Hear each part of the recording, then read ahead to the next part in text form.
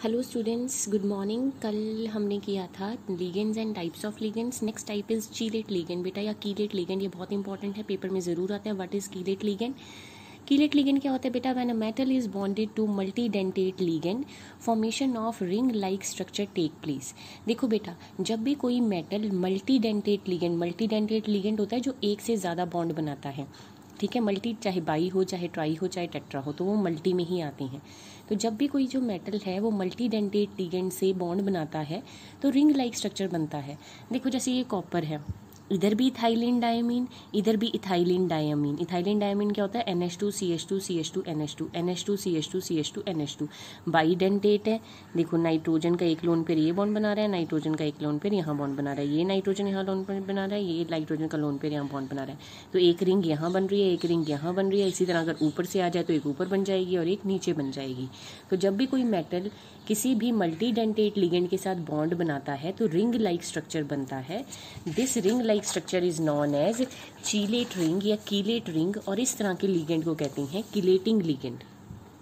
इस तरह के रिंग को कहते हैं बेटा chelate ring, and such ligands are known as chelating ligand. ठीक है। फॉर्मेशन ऑफ कीलेट रिंग, इसका फायदा क्या है बेटा? Formation of chelate ring gives extra stability to the complex. Chelate ring का फायदा क्या है कि कॉम्प्लेक्स को एक्स्ट्रा स्टेबिलिटी मिलती है। More the chelate ring formed greater is the stability. जितने ज़्यादा कीलेट रिंग बनेंगे उतनी ज़्यादा स्टेबिलिटी आएगी। तो जब भी कोई मेटल मल्टीडेंटेट लिगेंड के साथ जुड़ती है, formation of ring take place and this ring is known as chelate ring, और इस तरह के लिगेंड को कीलेटिंग लिगेंड कहते हैं। इसका फायदा ये है कि जितने ज़्यादा रिंग जुड़ेंगे उतनी ज़्यादा स्टेबिलिटी कॉम्प्लेक्स को मिलेगी, और इस स्टेबिलिटी को कहते हैं कीलेट इफेक्ट या कीलेशन इफेक्ट। तो इस पे क्वेश्चन जरूर आता है, what is chelate ring, what is chelation, what is chelate effect. तो ये बहुत इंपॉर्टेंट क्वेश्चन है, ठीक है। Next type of ligand is flexidentate ligand. Flexidentate नाम से ही पता है बेटा, फ्लेक्सिबल। देखो EDTA फॉर्म 6 कोऑर्डिनेट बॉन्ड। आपको पता है ethylene diamine tetra acetate 6 coordinate bond बनाता है, हेक्साडेंटेट है। लेकिन कई बार क्या होता है कि वो अपने कोऑर्डिनेट बॉन्ड कम या ज़्यादा कर सकता है, ठीक है। वो अपने कोऑर्डिनेट बॉन्ड 4 भी कर सकता है। इट में इवन फॉर्म 5 और 4 कोऑर्डिनेट बॉन्ड। तो इसका मतलब कि वैसे तो उसकी कोऑर्डिनेट बॉन्ड बनाने की टेंडेंसी 6 है, लेकिन ज़रूरत पड़ने पे वो कोऑर्डिनेट बॉन्ड का नंबर इवन 5 भी कर लेगा और 4 भी कर लेगा, मतलब फ्लेक्सिबल है। तो इस तरह के ligand which can adjust its coordination number is called flexidentate ligand. इस तरह के लिगेंड को फ्लेक्सीडेंट लिगेंड कहते हैं, जो अपना कोऑर्डिनेशन नंबर ईजिली चेंज कर ले। नेक्स्ट इज एम्बीवेलेंट और एम्बीडेंट लिगेंड। नाम से क्लियर है बेटा, एम्बीडेंट क्या होता है? जो दोनों साइड से बॉन्ड बना सके। The ligand which can form coordinate bond from either of the available side. जो लिगेंड दोनों अवेलेबल साइड से बॉन्ड बना सके उसे कहते हैं एम्बीडेंट या एम्बीवेलेंट लिगेंड। देखो साइनाइड है CN, कार्बन की तरफ से बॉन्ड बनाएगा तो साइनो, अगर नाइट्रोजन की तरफ से बॉन्ड बनाए तो isocyano.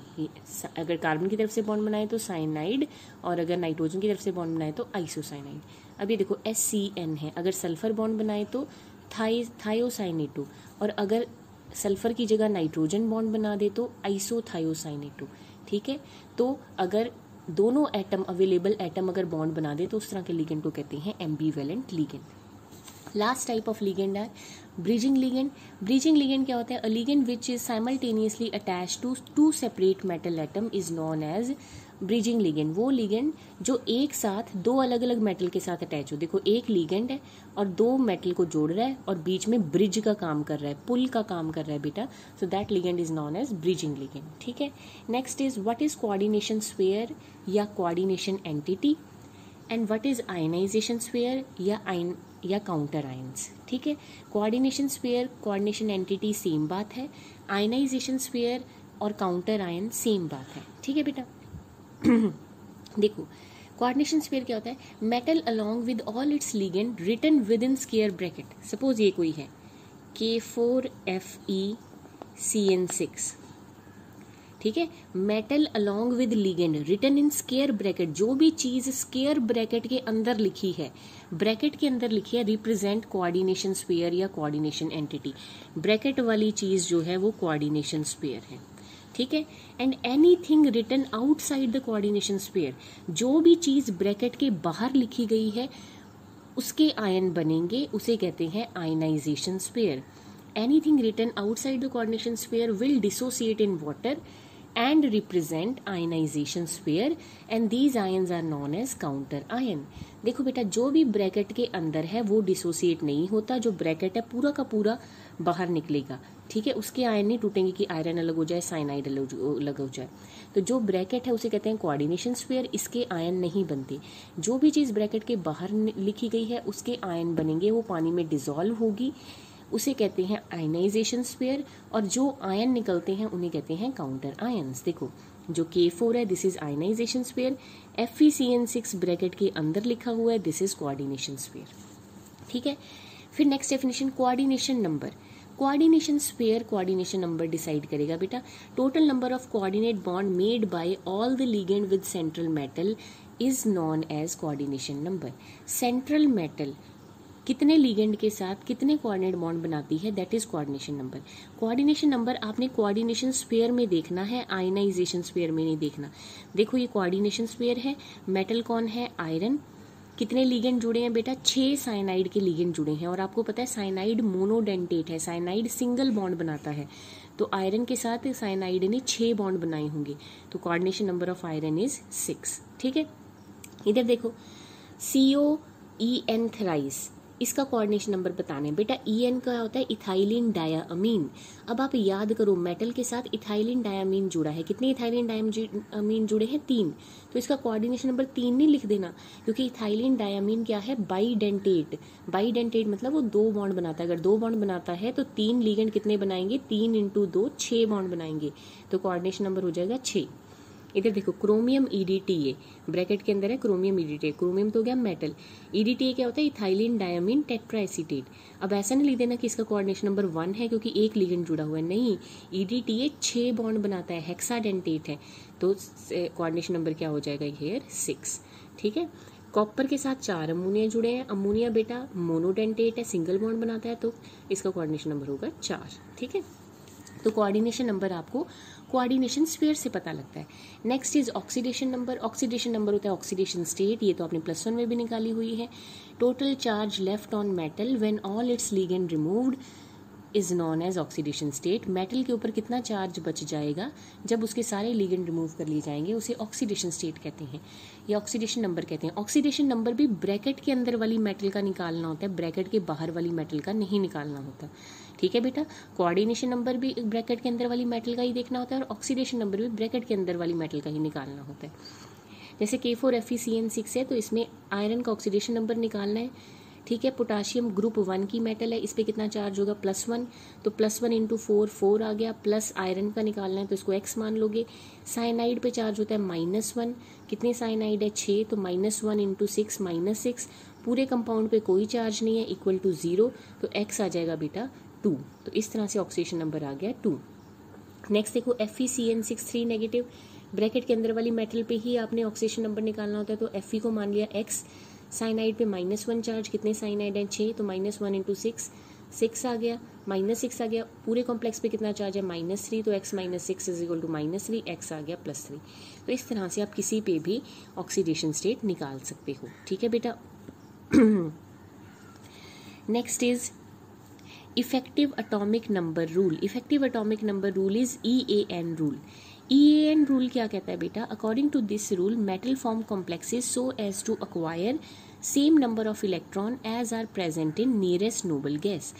Effective atomic number rule क्या कहता है कि मेटल कॉम्प्लेक्स बनाता क्यों है, मेटल लीगेंड के साथ जुड़ता क्यों है। मेटल लीगेंड के साथ सिर्फ इसलिए जुड़ता है कि उसके पास उतने इलेक्ट्रॉन आ जाएं जितने की नोबल गैस कन्फिग्रेशन में होते हैं और वो स्टेबल हो जाए, ठीक है। तो अगर आपको क्वेश्चन आए कि find effective atomic number of the following, कि आप इफेक्टिव एटॉमिक नंबर निकालें, तो इफेक्टिव एटॉमिक नंबर आप कैसे निकालेंगे। देखो पहला है K4 FeCN6, ठीक है। आपने इफेक्टिव एटॉमिक नंबर आयरन का निकालना है क्योंकि ब्रैकेट के अंदर वाली मेटल का ही निकालते हैं। ब्रैकेट के अंदर ये मेटल है, उसके साथ क्या लगा हुआ है, लिगेंड, ठीक है। तो आयरन को आपने देखना है, आयरन की अगर ऑक्सीडेशन स्टेट यहाँ पे निकालो तो कितनी आएगी बेटा, +2। अभी आपने ऊपर निकाली है FeCN6 K4 की +2 आई है, ठीक है। ऐसे पहले ऑक्सीडेशन स्टेट निकालनी है, आयरन की ऑक्सीडेशन स्टेट आ जाएगी +2। आयरन का एटॉमिक नंबर कितना होता है 26। तो इफेक्टिव एटॉमिक नंबर कैसे निकलेगा, जितना एटॉमिक नंबर है उसमें से ऑक्सीडेशन स्टेट प्लस माइनस करनी है। अगर प्लस है ऑक्सीडेशन स्टेट तो माइनस करनी है, अगर माइनस है ऑक्सीडेशन स्टेट तो प्लस करनी है। अब इसमें +2 है तो -2 करेंगे, ठीक है। तो 26 एटॉमिक नंबर है आयरन का, ये एटॉमिक नंबर है, plus minus oxidation state, plus कितने लीगेंड है बेटा, 6 लीगेंड है, ठीक है। कोई भी साइनाइड कितने बॉन्ड बनाता है बेटा, मोनोडेंटेट लीगेंड है तो सिंगल बॉन्ड बनाता है, क्योंकि साइनाइड मोनोडेंटेट लीगेंड है तो सिंगल बॉन्ड बनाता है। एक बॉन्ड को बनने के लिए कितने इलेक्ट्रॉन चाहिए होते हैं, 2। तो 6 लीगेंड है, एक बॉन्ड को बनने के मतलब उन्होंने 6 बॉन्ड बनाए। साइनाइड मोनोडेंटेट लीगेंड है तो उसने 6 बॉन्ड बनाए। एक बॉन्ड को बनने के लिए कितने इलेक्ट्रॉन चाहिए, 2। तो 6 × 2 12। तो मतलब पहले atomic number plus minus oxidation state plus electron donated bye ligand, ligand ने कितने इलेक्ट्रॉन दिए वो आपने ऐड करने हैं। जब आप इसका टोटल ऐड करोगे तो देखो आया 26 + 6 × 2 12, ठीक है। 26 आ गया 38, 38 में से 2 निकाल दोगे, टोटल आंसर आ जाएगा 36। 36 एक नोबल गैस कन्फिग्रेशन है। तो अगर नोबल गैस कन्फिग्रेशन आती है तो इसका मतलब ये इफेक्टिव एटॉमिक नंबर को सेटिस्फाई करता है, ठीक है जी। अगर ये सब सॉल्व करके आपकी नोबल गैस कन्फिग्रेशन आ जाए, नोबल गैस कन्फिग्रेशन क्या होती है, 18, 36, 54, ठीक है, 70, 86, ठीक है। तो ये नोबल गैस कन्फिग्रेशन है। अगर आप डी ब्लॉक एलिमेंट की कर रहे होगे तो 36 तक की, जैसे आयरन का 26 है तो 26 के आगे कौन सी आ रही है, 36। तो अगर 36 आएगी इसका मतलब नोबल गैस कन्फिग्रेशन आ गई, ये इफेक्टिव एटॉमिक नंबर फॉलो करता है। आपको क्वेश्चन आएगा कि क्या ये इफेक्टिव एटॉमिक नंबर फॉलो करता है। अब देखो नेक्स्ट है, अगर मैं इसको देखूं COEDTA-1, तो सबसे पहले कोबाल्ट की ऑक्सीडेशन स्टेट निकालो, वो आ जाएगी +3। इफेक्टिव एटॉमिक नंबर कैसे निकालोगे, देखो कोबाल्ट का एटॉमिक नंबर होता है 27, अगर +3 आई है तो -3 कर दी, प्लस EDTA बेटा क्या है, हेक्साडेंटेट, कितने बॉन्ड बनाएगा, 6। तो 6 बॉन्ड बनाएगा। एक बॉन्ड बनाने के लिए कितने इलेक्ट्रॉन लगते हैं, 2। तो 6 × 2। तो जब आपने किया आंसर आया 36। 36 नोबल गैस कन्फिग्रेशन है, इसका मतलब ये EAN फॉलो कर रहा है। तो इस तरह से आपने EAN निकाल लेना है। Thank you.